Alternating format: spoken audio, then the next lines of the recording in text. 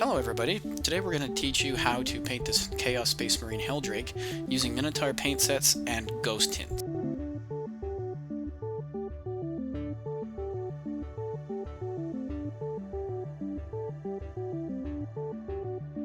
We're going to start by taking the model off the sprue using some sort of clippers. You can use GW clippers or generic clippers, doesn't really matter, but make sure you get nice clean cuts, and then we're going to move on to filing and taking off the flash.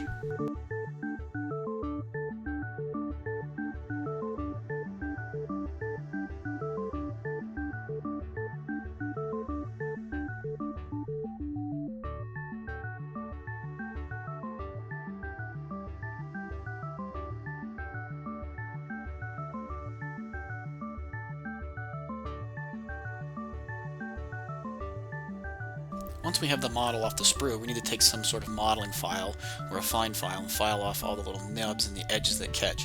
This is important for making your model look professional and real on the table. Take any file and just rub the flash off and scrape it off, file it down to its nice smooth texture.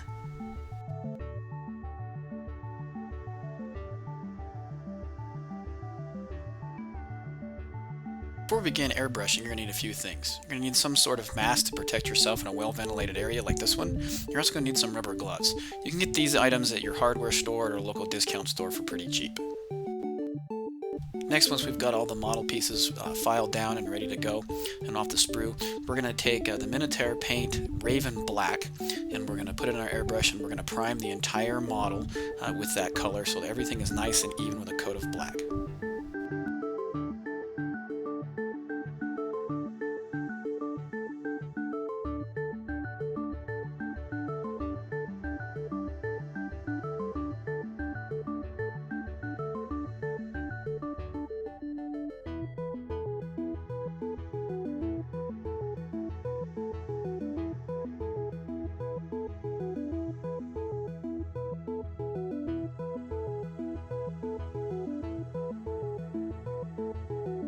Once you have everything painted black, you're ready to move on to the undertones. I have here is a pre-made stencil from Hobby Lobby, but you can use anything you want, any pattern that you like for this simple design. The first color we're going to use for the undertones is Minitaure's Concrete Slab. It's one of the lightest of the grays you can get without going to white.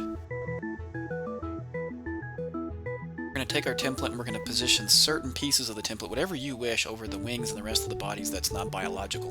And we're going to take the dusty ground, we're going to use our airbrush and start spraying over the template. What I found that's helpful is start spraying on the outside of the template before moving on to the actual cutout portion. That way you avoid any overspray or spillage or any kind of shots that hit it and really make your pattern unusable.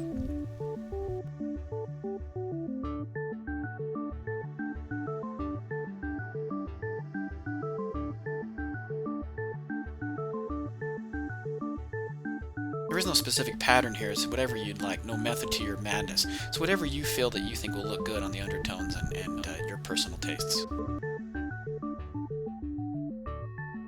Continue applying this gray color to the model anywhere that you'd like. Mostly what I did was I did anywhere that there wasn't any biological place, including the body, the wings, the head, and everything else that looked good, or I thought would look good with this color.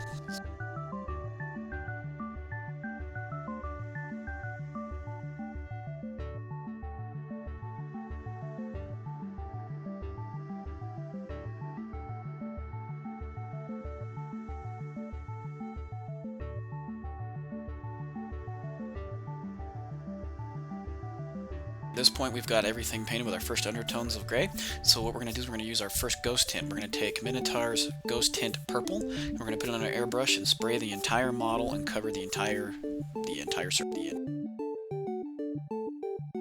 What's great about the Minitaire Ghost Tints is you can spray it on the black base coat, and anything that's gray or white will show up like on this. So don't worry about overspill, just go ahead and spray the entire model and it will show up only on the dusty ground.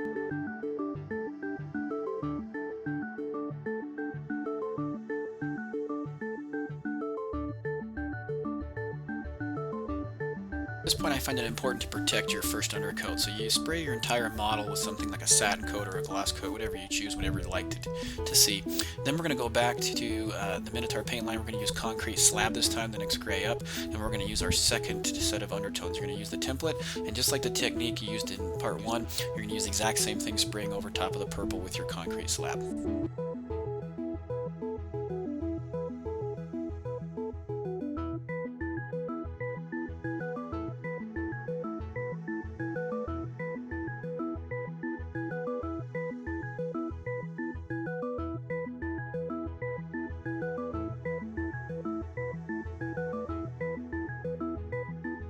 Like you did in step 1, there's really no rhyme or reason to this. You can put the pattern any way you like, you can put the stencil anywhere you want, and use anything you like, including your own patterns you made up. Just make sure you cover the entire area that you've covered over with the purple that you've already done before, just like you did in step 1.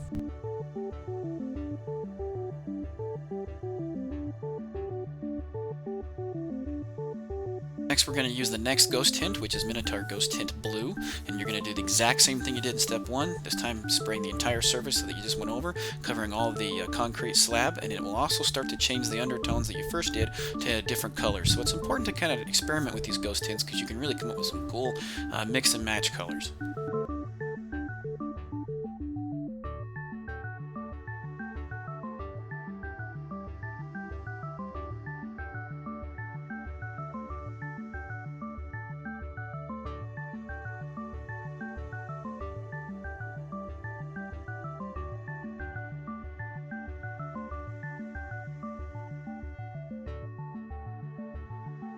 For our final undertone, we're going to use a different color. We're going to use Minotaur Snow White, the whitest of the whites that we can get instead of the concrete slab. This is because we're going to use the ghost tint plasma fluid, and I find that the white works a little bit better with plasma fluid than a gray. Go ahead and do this like you did step 1 through 2. You're going to put the pattern down any way you like, and you're going to spray it over and make your flames or your circles or your lines or whatever it is that you're doing, and just have fun with it and go nuts.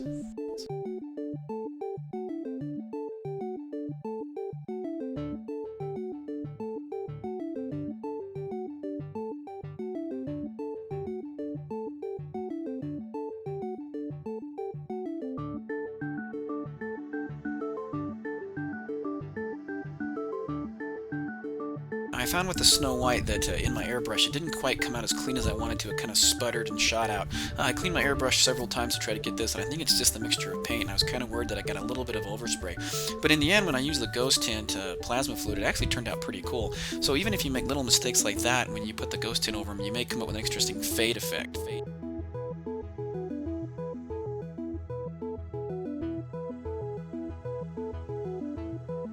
Right here you can see that I'm using not the exact same stencil that I got from Hobby Lobby. In fact, this is one that I made myself, and what I ended up doing was I take a piece of plastic card, and I put down a Mr. Clean's magic eraser and traced around it and cut that out for a wavy pattern, and ended up with some really pretty cool patterns in the end with the Heldrake. So again, you can use anything and any kind of pattern that you see fit. You don't have to buy a store-bought one or a pre-made one.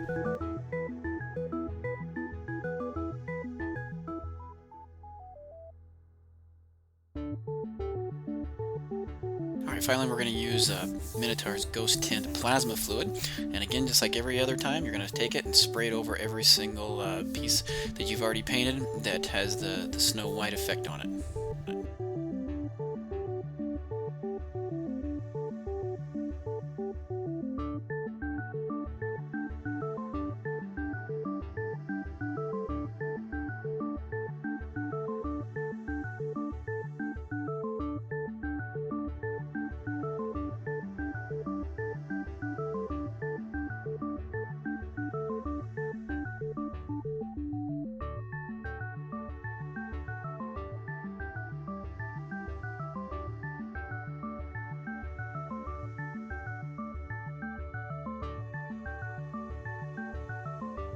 We're going to take Army's Painter's gunmetal color, and I'm going to use that with a brush, and we're going to start hand brushing or hand painting with the gunmetal all the filigree on the model.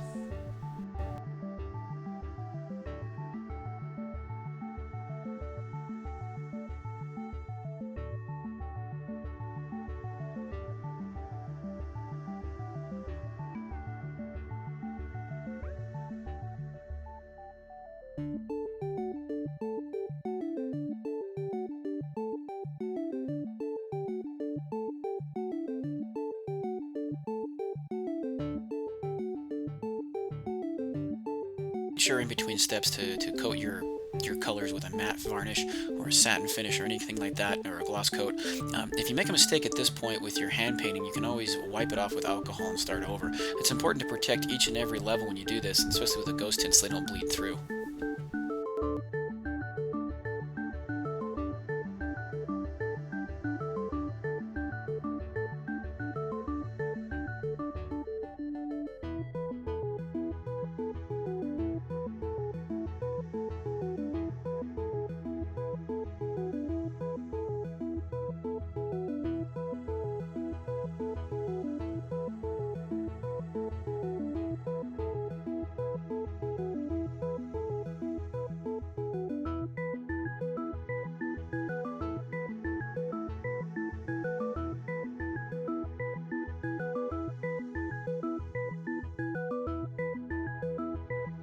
Color I used was Vallejo's old gold paint set, and I went around all the filigree around the joints and anything that looked like it was going to be a chaos symbol. That's what I used this color on.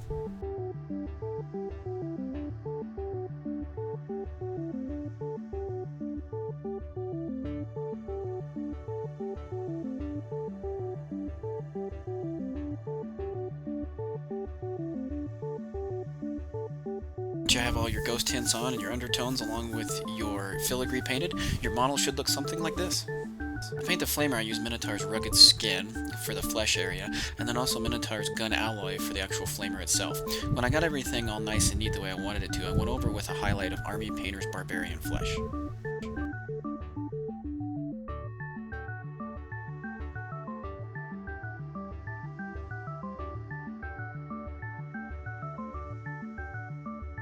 Next, we're going to paint all the organic areas that are left over on the Heldrake. And I started off with using Minotaur's rugged flesh to apply a base coat to all those. I had taped off all the areas that we don't want anything to get on, any overspray, all the areas you just done with the ghost tint. So make sure you get a nice masking tape or some kind of painter's tape to tape over that. And I applied the rugged flesh to the entire organic area.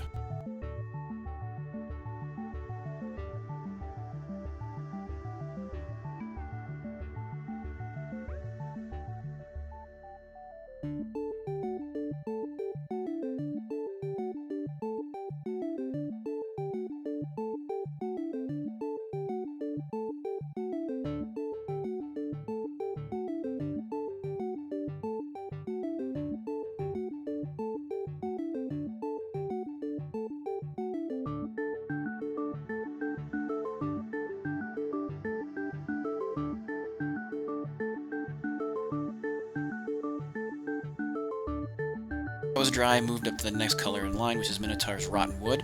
Put that in the airbrush, and I just highlighted the areas very briefly, covered over about 45 degrees over the rotten flesh.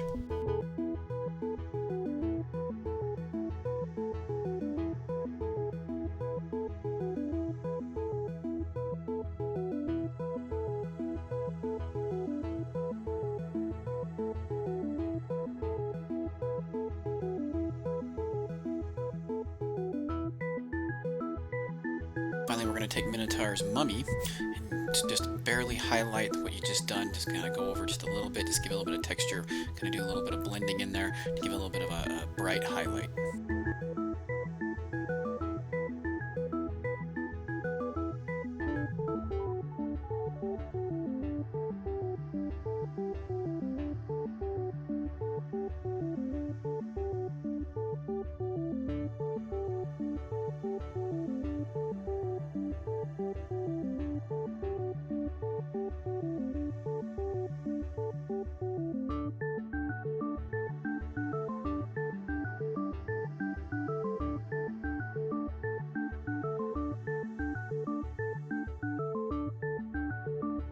Next, we're going to take Minotaur Snow White, and we're going to apply this to the little sections in the underbelly that looks like they may be either vents or lights. I'm not quite sure what they are. But what I did was I just used the Snow White with an airbrush and just barely went into those. And then we're going to cover those again with Minotaur's plasma fluid to give it a kind of a glow effect.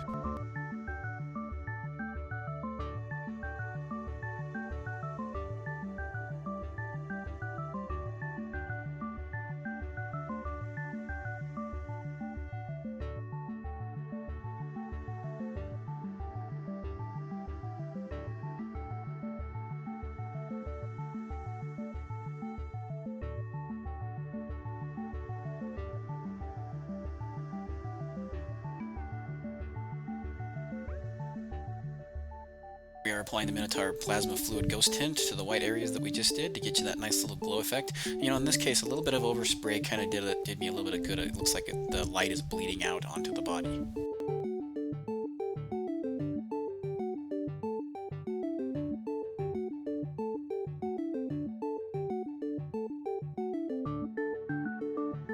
Alright, at this point what I've done is I've assembled the model pretty much for the most part, and then I went along and did some edge hiding. Used a little bit of a different colors of gray to go along the base of the bottom to highlight. I also highlighted the eyes with some green, and at this point the magic's up to you, what you want to do with it.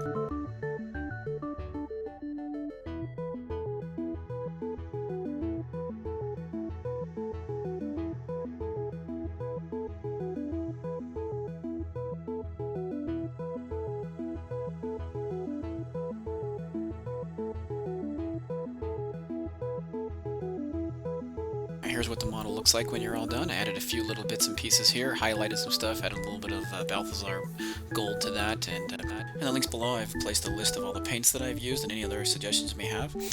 Part 2 of this series will be how to do the base that I've done out of cork, and that will be coming soon. So if you like this tutorial, like, subscribe, and comment.